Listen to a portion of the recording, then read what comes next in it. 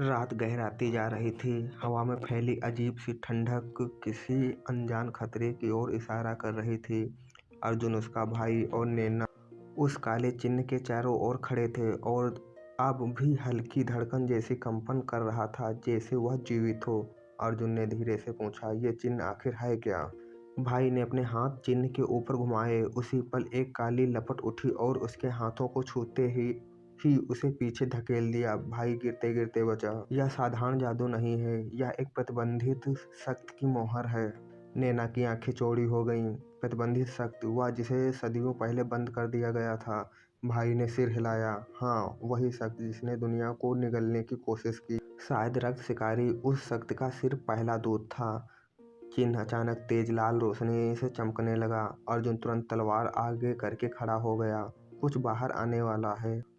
धुआं ऊपर उठा और उसमें से एक आकृति बनी शुरू हुई, इसी इंसान जैसी, लेकिन उसकी आंखें पूरी तरह काली थी और उसके शरीर से धड़कती हुई ऊर्जा निकल रही थी। उसने धीमी गूंजती आवाज में कहा, "तुम तीनों ने उसे हराया, लेकिन असली शिकारी अभी जागा नहीं है।" अर्जुन ने तलवार आगे बढ़ाई। "तुम कौन हो?" आकृति मुस्कुराई, "मैं उस मास्टर का संदेश वाहक हूँ जिसे तुम रोक नहीं पाओगे।" नैना ने तुरंत अपनी शक्ति छोड़ते हुए प्रहार किया, लेकिन हमला उस आकृति से होकर गुजर गया, जैसे वह सिर्फ छाया हो।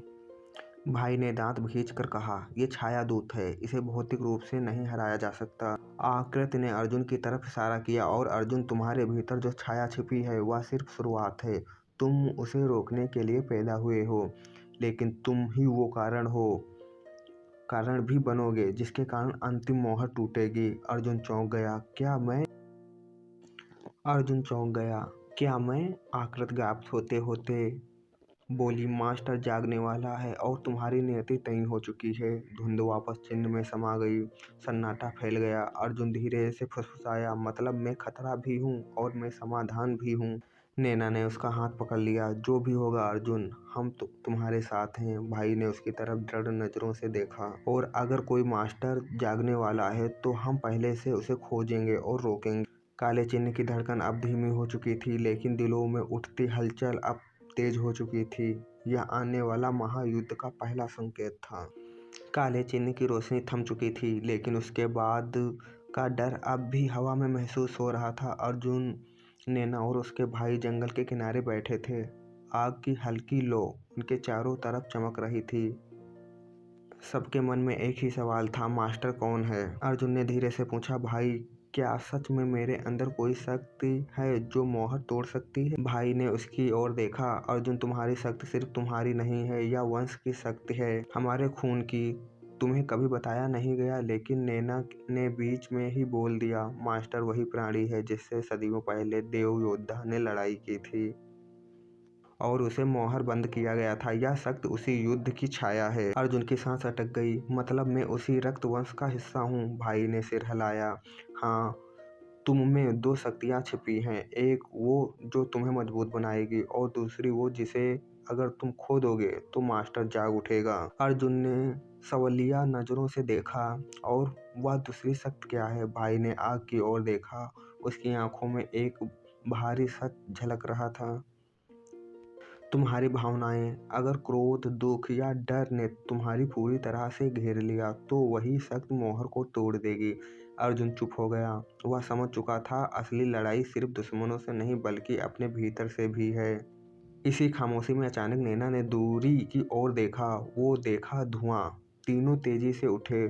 दूर पहाड़ की दूसरी तरफ एक शहर जलता हुआ नजर आ रहा था। भाई ने कहा, "ये वही दिशा है जहाँ पुराने रक्षकों का मंदिर था। शायद वहाँ मास्टर की अगली मोहर है।" अर्जुन ने तलवार कसकर पकड़ी।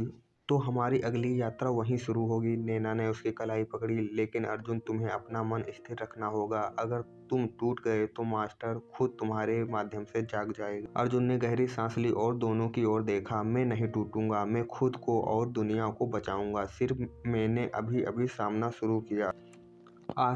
आसमान में काली बादलों की परतें छा रही थीं, जैसे मास्टर दूर से तीनों की कदमों की आहट सुन रहा हो। तीनों ने उस जलते हुए शहर की ओर कदम बढ़ाए, जहां उनकी अगली परीक्षा इंतजार कर रही थी।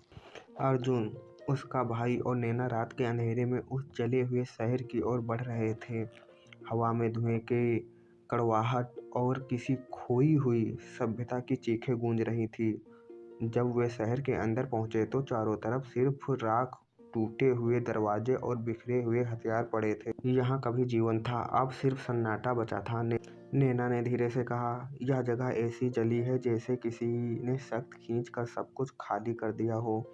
भाई ने जमीन छूकर महसूस किया, यह मास्टर की सख्त का काम है।